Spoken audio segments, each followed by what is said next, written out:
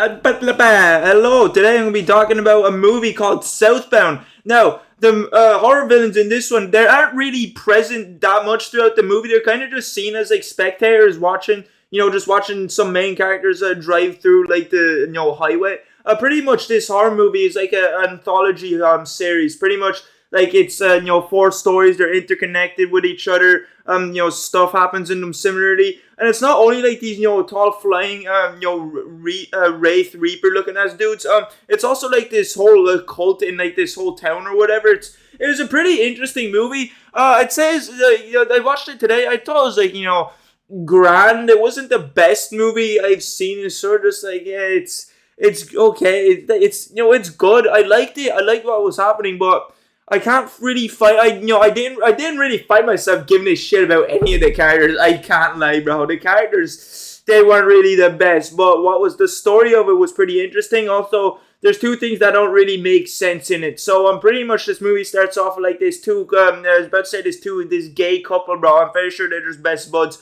There's after killing a family of three and their underage daughter. Yeah, that's actually this movie kind of goes in a loop, and that's where these guys are after just coming back from. So they come in, so they're driving down like this highway in the desert, and they stop by like a motel. And while they're driving down, they see like this floating Grim Reaper ass dude with a scythe. You'll be seeing this guy quite a bit throughout the movie as some characters just drive about the place. They stop at this motel, and like the main clerk, she's a bit of a bitch. She's like, customers only. You're only supposed to stay here.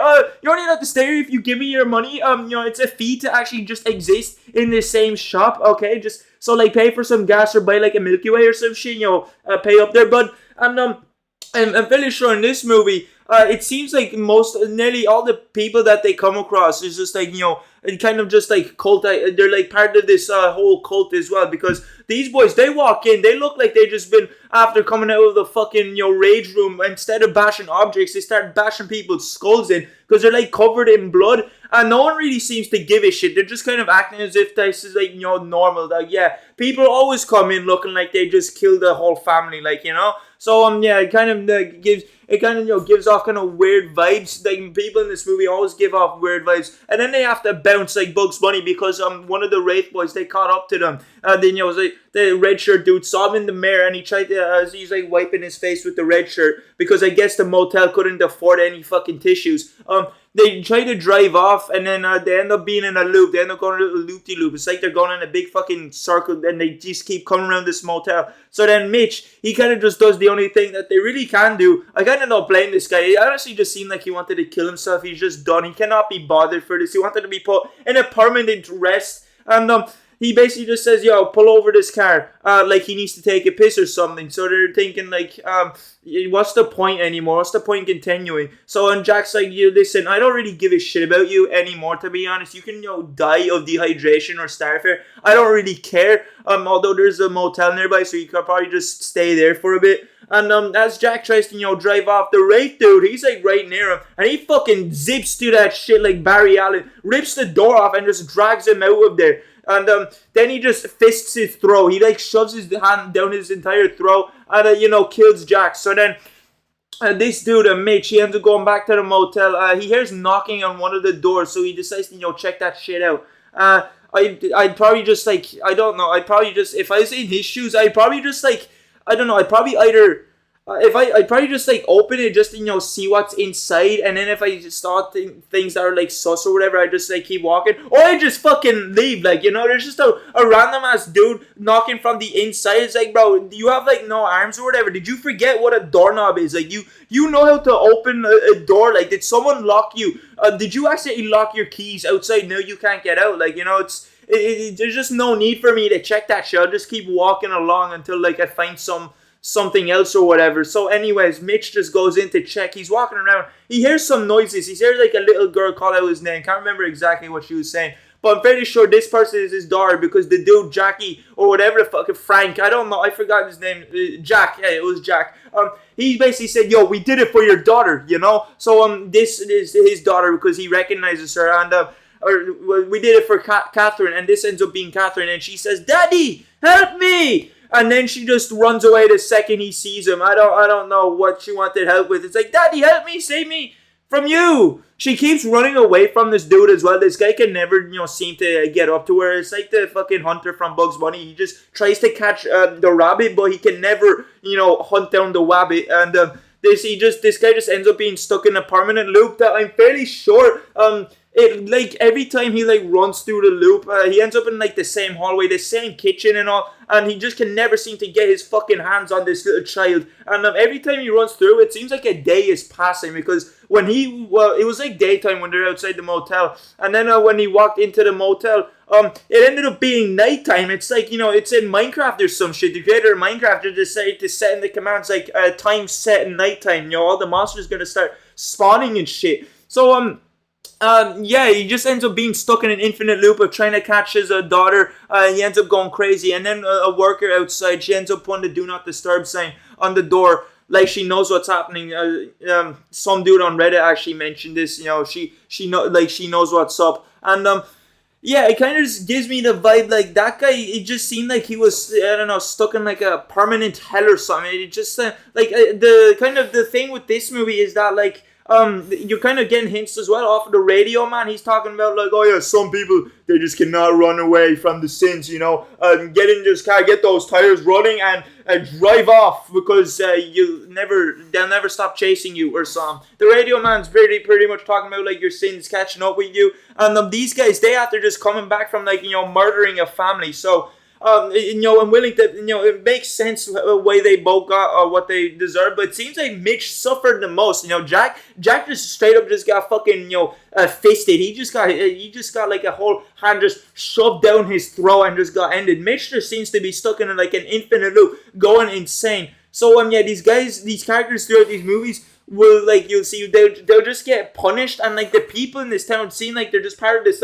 whole cult thing or whatever. They don't really seem to care. Your lady, she seemed to, it was normal. Even the people in the motel, it was grand. Even your one at the front desk, whenever they kept showing up back to the same place, she's just outside, smoking up a fag, and she didn't really seem to care that they showed up at the place again. She didn't really question, wait, were you not just here paying for gas for your car? She just acted like it was normal. And then the next couple of friends, they also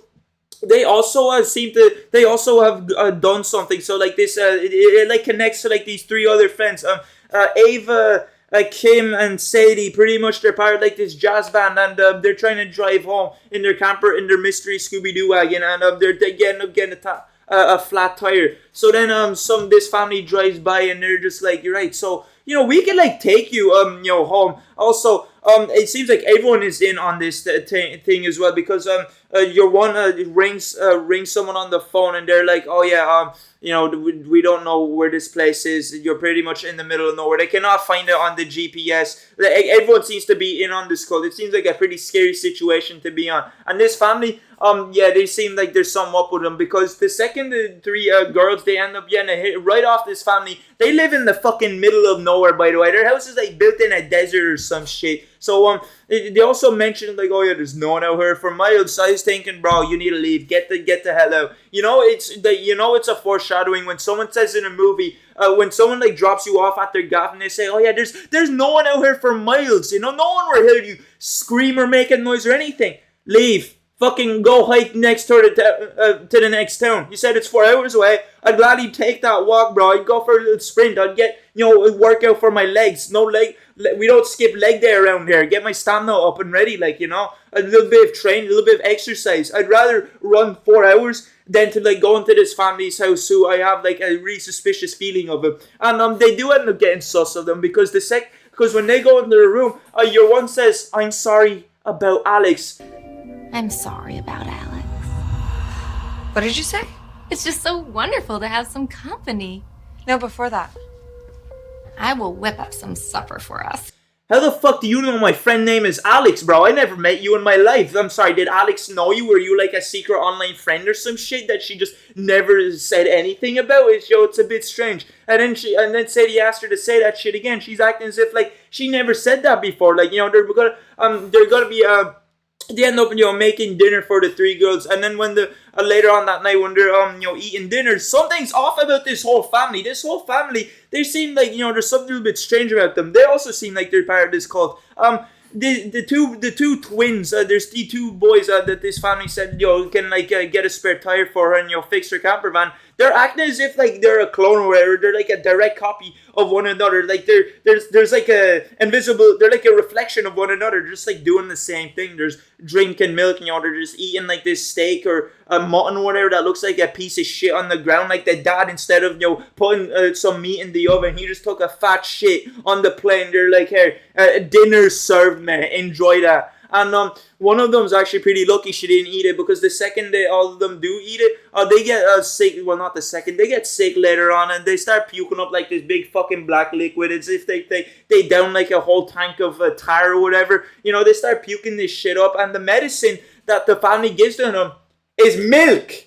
I don't know. How does milk end up being good medicine, bro? Milk is supposed to, I know milk is supposed to make my bones, I was about to say my brain stronger, bro. Yeah, it's going to increase the amount of brain cells I have. I know it's supposed to, like, make my bones stronger and shit, bro, but I don't think it has, like, magical healing properties. It's not, like, going to get rid of the black gunk. And Sadie's the only one that didn't eat the meat as well, because she's a vegetarian. So later on that night, she ends up waking up, and she sees that her three friends are outside being led by the two twins. So she's thinking, what's going on? What's going on out there? I may go see her. They have like a little secret party or some shit. They're gonna get fucked up, and you go, join in on this. So she goes to follow them. They're doing this weird ritual at dinner as well. I forgot to mention they're singing like a weird prayers. Like, instead of praying to Jesus, they're praying to like fucking Satan or some shit, because they're talking about like, thank you for like this new vessel, a new some weird prayer like that. And then she catches them doing this other weird ritual. They end up like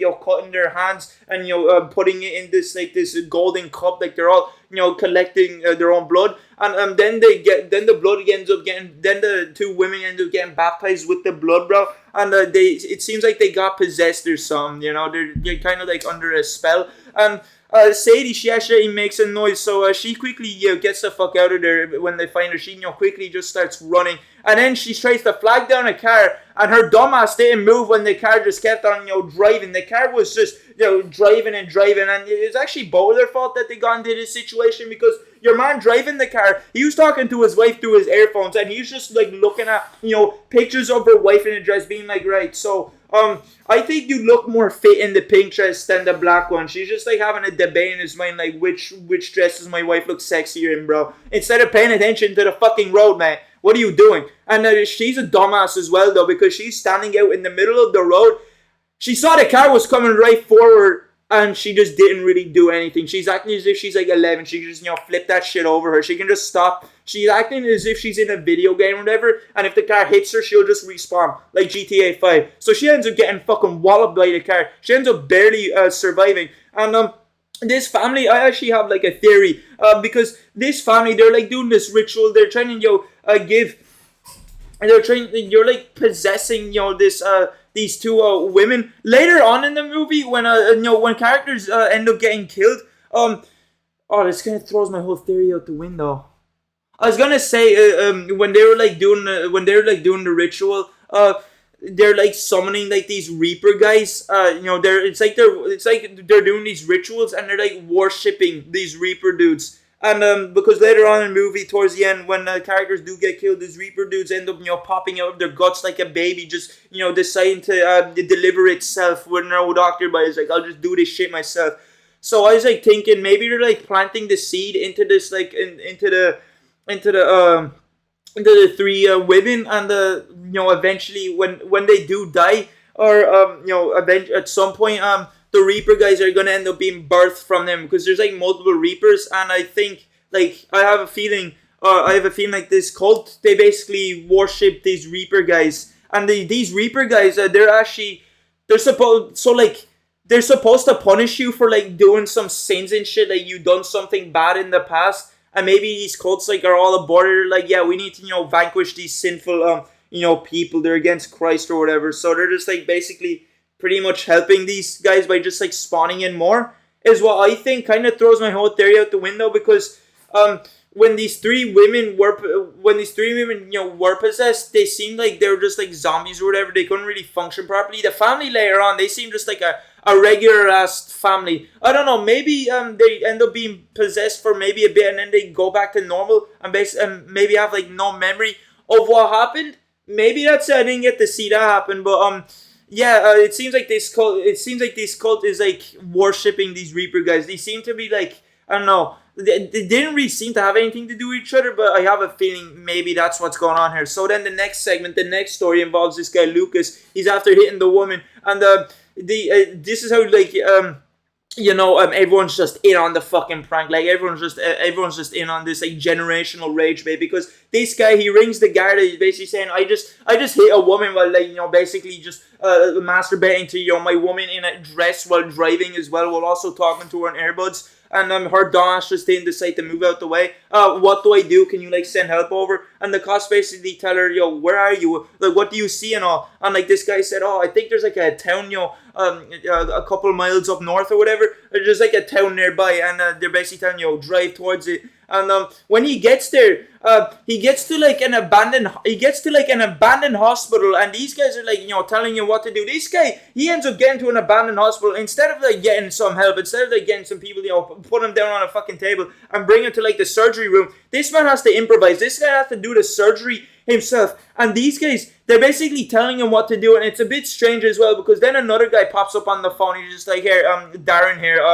I'm the surgeon. I was actually watching the whole incident unfold. It's like one of the Reaper guys are just watching. They're just ringing up and be like, he just like hit the car into the woman, and all her ribs are broken and all. Because this guy somehow knows that this girl's ribs are broken, and Lucas never said anything to them. And he also mentions, how do you know my name? And he's like, I have your cell. So like these guys, I don't know. It's like these cults seem to members of these cults maybe might be spying on like these victims. Like I'm willing to bet maybe the dude that Lucas's wife might have been just in on the cult. She's already taken, and she might have been forced to give up his name, so that's how they know his name, because the family knew about Alex. Also, I forgot to mention the whole reason Sadie and Sadie's whole thing with Alex. She basically let Alex to die while she went to fuck some old homeless man or something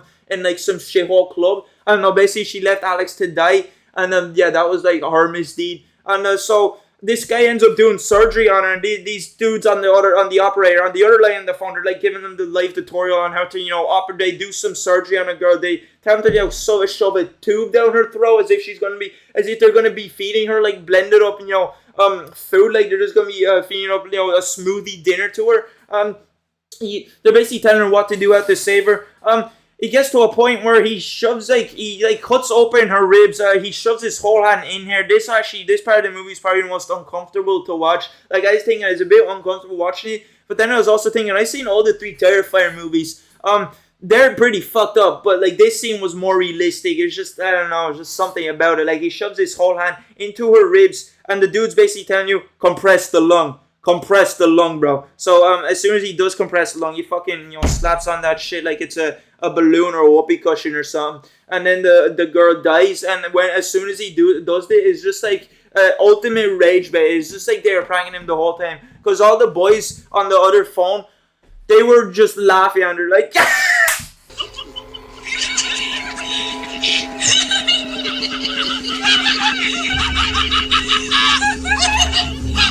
you thought you were gonna save this girl that you crashed into, this fucking 15-year-old. You thought you were gonna save her life, and now we just told you how to kill her. Get fucked, mate. That's on your conscience forever. It maybe like, I don't know what this guy done. Maybe he like hit into someone else before, or maybe it's the fact that he hit into this girl was his misdeed. But then again, why would the cult get him to kill this girl? Maybe they're just trying to teach him lesson, teach him some consequences. This is what happens when you fuck around. So the dude tries to escape out the hospital, and the doors end up being chained. Now, maybe when he was inside operating on this girl trying to save her life, or he was thinking he was gonna save her life, maybe when he was doing that, some like cult member came around, and when he didn't know or anything, they just like chained up the entrances so he couldn't leave. So he basically just gets some new drip, goes into like a new car. He gets a fresh new whip, pal. He has to fucking hit into a woman, do some surgery on her, trying to save her life, kill her. but he ends up getting rewarded for it anyways, bro. He's basically getting rewarded for killing someone, you know? I might go kill a fucking, you know, a guy out on the street and I'm gonna get a new Ferrari, you know? Like, that sounds lethal. So, he ends up getting in the car and just drives off, and, like, the operator just telling him, keep driving, everything's grand. So, maybe what was happening with Lucas is, they're either driving him to his death, they're driving him to another trap, because actually this might be a foreshadowing for the next story. That would make more sense, because as he was driving off, it past this other past this pub or something called Trap. So I was about to say, like, maybe Lucas, he was like driving off to, like, you know, some trap. They're like setting up a trap for him, and that he's gonna end up getting himself fucked over. Or maybe Lucas, he was just getting an initiation to the cult. You know, maybe that was part of initiation, you know, to kill someone and then to kill them again when you're trying to save their lives. I don't know, this movie is pretty confusing as well. So then we cut to the final story. Second last story. There's like four stories in this movie. This woman that was giving him the directions is actually not a police officer. It's just some random ass woman in a phone box impersonating an officer. You can get, you know, that's punishable by crime, bro. You're gonna get put up behind bars and you get shanked up by like the sharp end of a broomstick, you know. So she ends up going into the pub, and this other dude, he breaks into the pub, and he's basically looking for his sister. He's like, right, where's my fucking sister, mate? You're gonna deep throat the end of this shotgun, and I'm gonna blast her head open like a grape. If you don't tell me where my fucking sister is, so you may spill the beans, mate. Tip over the Heinz beans, like, come on. And these guys, they're kind of just acting like, you know, pretty calm. They're acting pretty calm and collected, I'm not gonna lie. They're not freaking out that some, you know, crazy cokehead just came in pointing a shotgun, threatening to shoot him. But then, you know, soon you'll find out these guys aren't exactly human, because the big, you know, chubby monster that he gets to sit down, he isn't really human, because he moves his hand and there's like claws. He's like the saber-tooth dude, Wolverine's enemy. You know, the dude that's able to like, grow his fingernails. He has like the ultimate, you know, fingernails. Moni's, you know, clip that shit. He could really do with some, you know, nice old nail clippers now. So he ends up slashing the dude in the back, and one of them actually, when he was pointing the shotgun at him, they had like this tattoo, and other characters as well.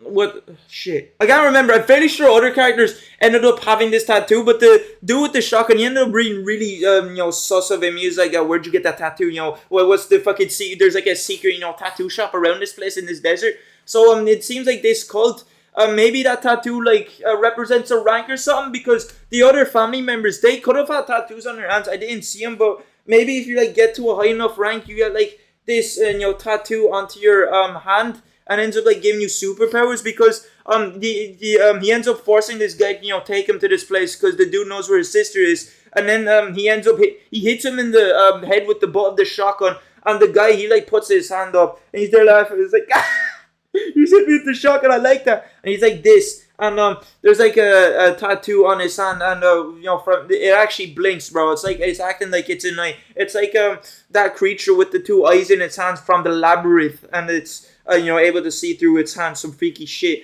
And it seems like he's able to see stuff that other people can't, because from his perspective, it ends up being like two, you know, naked junkies behind him, just like looking at him, just like, you know, fiending to, you know, eat this guy. And so yeah, maybe that's like, you know, the whole thing, part of the cult. Maybe that's just like a symbol of the cult, or whatever. He's like a part of the cult. And the guy says, "You're already fucked," whatever. So he ends up finding his sister. His sister might have also been initiated into the cult as well, because she just says, "I don't want to go anywhere." And the guy's been looking for her for like a whole 13 years, man. He's been looking for you for like a young teenager's lifetime. He has not given up. This guy was some determined, like, you know. And he's just thinking, right, so I'm just not going to come here just to get told to fuck off by my missing sister and leave with empty-handed. So he ends up, you know, kidnapping her, putting her in her car. They end up driving off to like a dead end, and she just like saying, I just don't want to leave and all. So when he does drive her off to the dead end, a bunch of those dudes that the guy saw, they ended up following him to the back of the car, ended up dragging him out, and then she just drove off and left her. It's like, right, so I went missing, now you're gonna go missing.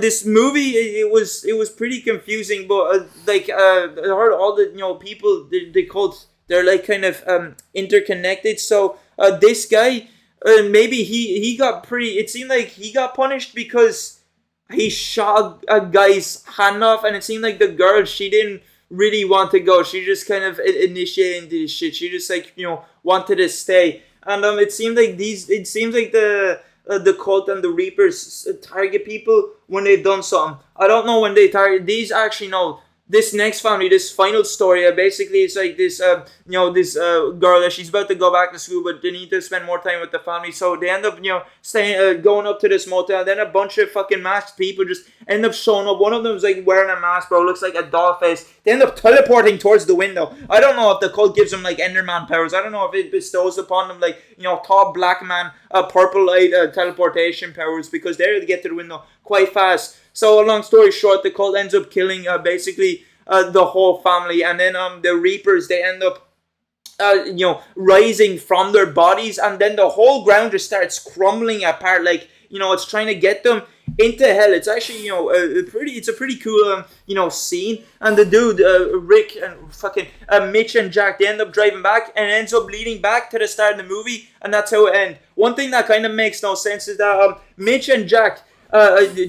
Jack anyway, he ended up dying at the start of the movie. So how did he end up murdering your one at the end of the movie if he was already dead from the start? Because then it went from like the start with like the 3 band people with Lucas, with everything else. That's kind of like just a big plot hole. But the Reapers, they seem to just be observers as well. They don't really seem to do much until like the very end. So it's like the Reapers, they seem like they're leaders. In my opinion, this is like my headcanon of it. It's like they're leaders of this cult, and they kind of get the cult to do all the dirty work for them, to possess people, to add more members of the cult.